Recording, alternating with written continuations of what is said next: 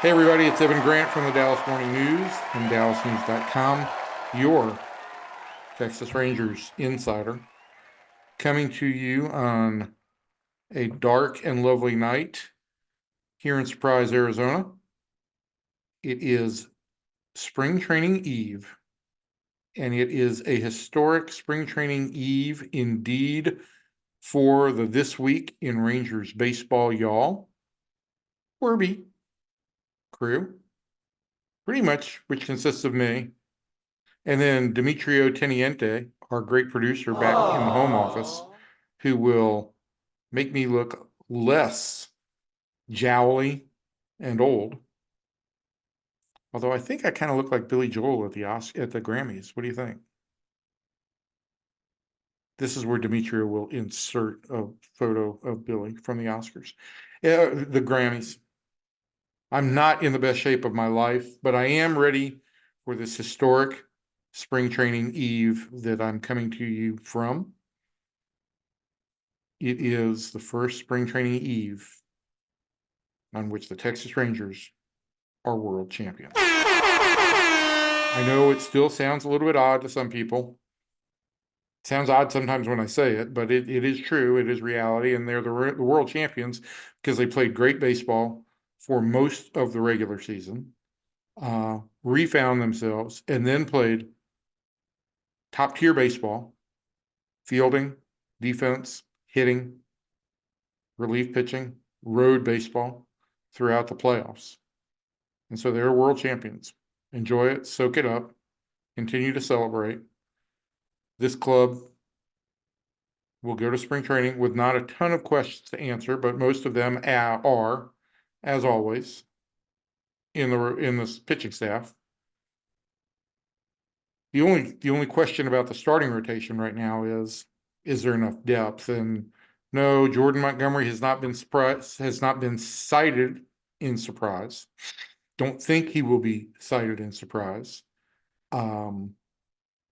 Listen, I think if I'm trying to interpret this winter of inactivity where Jordan Montgomery and the Rangers are concerned, I think the takeaway for me is, yeah, I think Jordan Montgomery would like to be here, but if there was a contract out there that he liked, I think he would take that. That's more important for a player, quite frankly.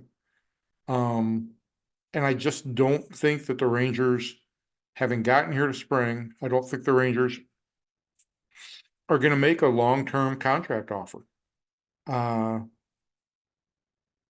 As I've tried to explain in print a couple of times, Jordan's going to cost $25 million a year.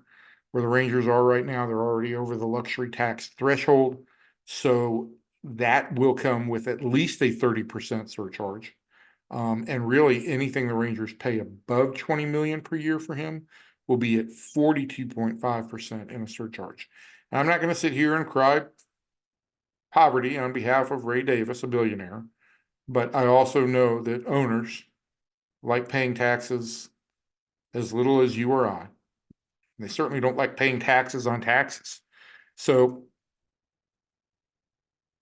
I think that the Rangers are going to camp and probably will emerge from camp with what they have. So they've got to protect their starting pitchers because they only have 5 of them at this point.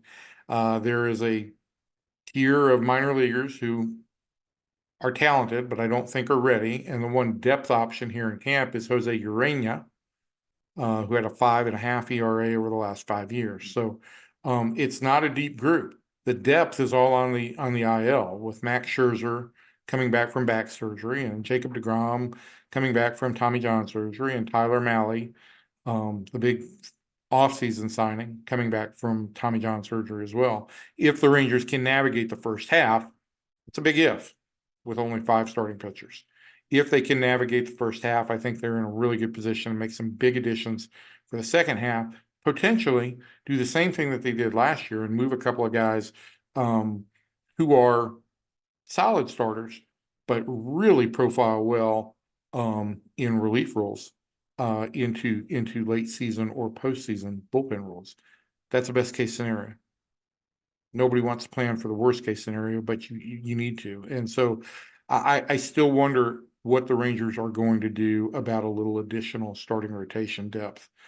That could be determined by how well some of these young pitchers, Owen White, Jack Leiter, Zach Kent, Cole Winn, pitch during spring training. There's opportunity for those guys to establish themselves as real depth options. But with the exception of 2 relief outings by Owen White, none of them have any big league experience. And that's a little bit concerning for a team that has World Series aspirations. So I think spring training, as the Rangers kind of go slow with some of their veterans, will be a good opportunity for the young pitchers to just demonstrate that they have made some significant progress, that they can throw strikes, that they can control the strike zone. It also will give the Rangers an opportunity to look and see if there is a potential trade out there on the market. If this spring goes according to plan, the Rangers could have significant depth in the outfield. Wyatt Langford, who has a real shot at making this roster, potentially gives the Rangers 4 starting outfielders. One of them would rotate through as the DH. But you also have the possibility that somebody like a Justin Foscue performs well in spring training as well, and gives the Rangers the idea that, hey, you could play Langford at one outfield position, Evan Carter at another, and Adolis Garcia at the third. Potentially deal Levite Taveras for a starting pitcher, address an area that's a real area of weakness, or a real area where there's not a whole lot of depth, with an area that's a strength. I think there will be a couple of pitching moves made by different teams over the course of spring training. I think Dylan Cease, coming off of a poor year with the White Sox, if he has good spring training, I think he's going to be a guy that's interesting to some teams. I think the same thing exists with Shane Bieber in Cleveland. So I think there's a possibility that some teams will consider spring training trades for pitchers. And I think the Rangers are going to be in a position to be one of those teams that has potential talent available. Well, I just mentioned possibility of Levite Taveras. Ezekiel Duran is basically a starting big league infielder. On this team, he's not. He will get a lot of time during spring training, filling in for Corey Seager, who is recovering from sports hernia surgery. There's the hand glide, my signature move. And if Seager's ready at the end of spring, Duran plays well and clearly sets the bar as a capable big league everyday player. Maybe that's something that a team that has a need in the infield wants to pursue, if they've got pitching depth. So I think that'll be a story worth watching during spring training. I also do think that there is one story about spring training that I want to relate to you. It has nothing to do with romance, about the grass and the blue sky, and the thwack of bats and the pop of leather. But listen, spring training is about getting pitchers ready. And last year, getting pitchers ready for the Texas Rangers meant not just getting arms in shape and creating an identity. It meant paying real attention to fielding. And the first week of spring training is real heavy on pitchers fielding practice, and you don't see it done a ton during the offseason, though the Rangers paid some attention to it during the season last year. They were a horrific fielding team as pitchers, really, for the last 5 years, maybe longer than that. And so I just wanted to give you some illustration of how stuff that you work on in spring training can make a difference. 2 years ago in 2022, well, let me step back for a minute. Last year when Mike Maddox came in here as pitching coach, he made it a real priority that this team was going to get the outs that were given to the pitching staff with balls hit on the infield, where pitchers were involved. Made the pitchers work with a purpose on pitchers fielding practice, made them do a lot of work at covering the bag, and it paid off significantly. And then let me just give you some numbers here. Last year, the Rangers got 186 outs on which pitchers either made the put out or had an assist. So in other words, they were covering the bag, the put out, caught a pop fly in a rare instance, or made the assist. Flipped to first base, threw a runner out on a force somewhere. It's 22 outs more than they got from the pitching position defensively a year previously.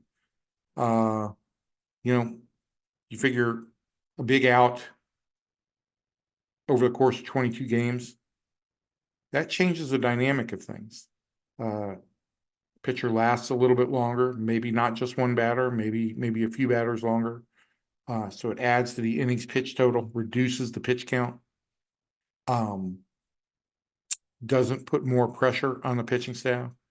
And so that makes a big difference. You wonder why this team had a 22-game turnaround in the standings.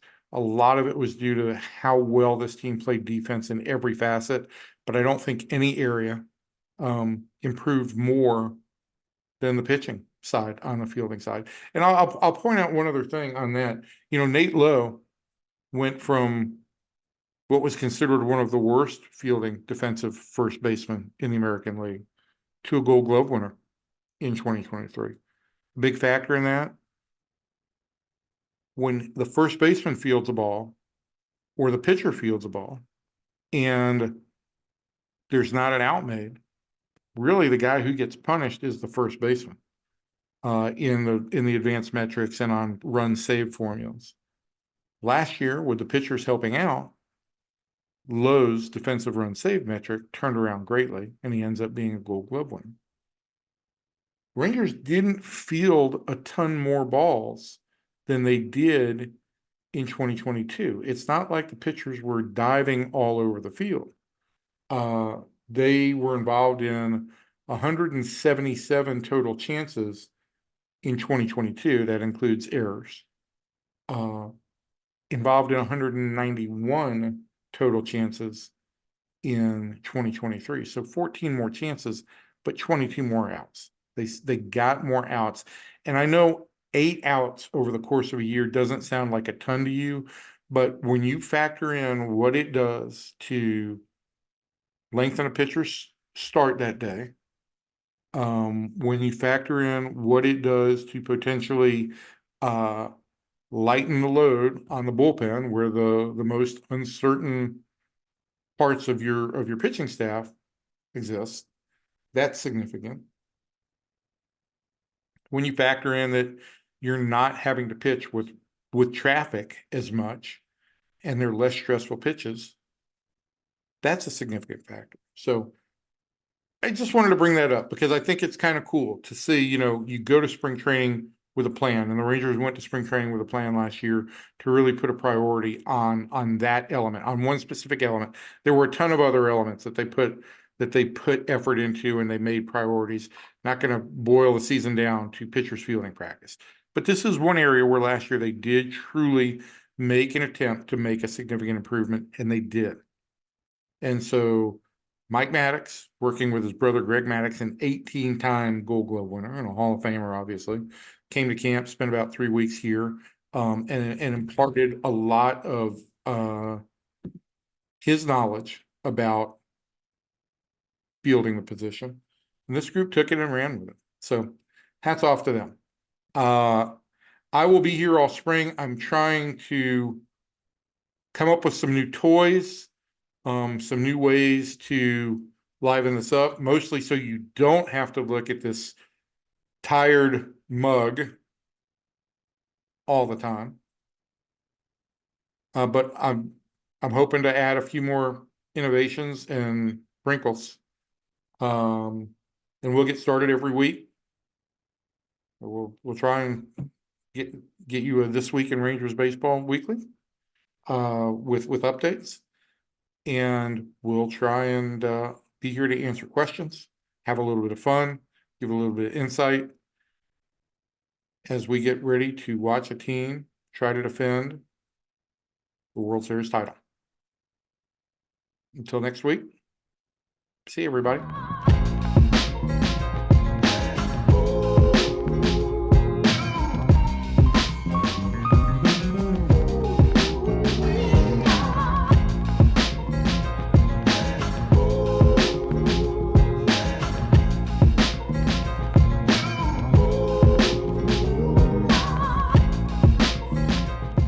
good video.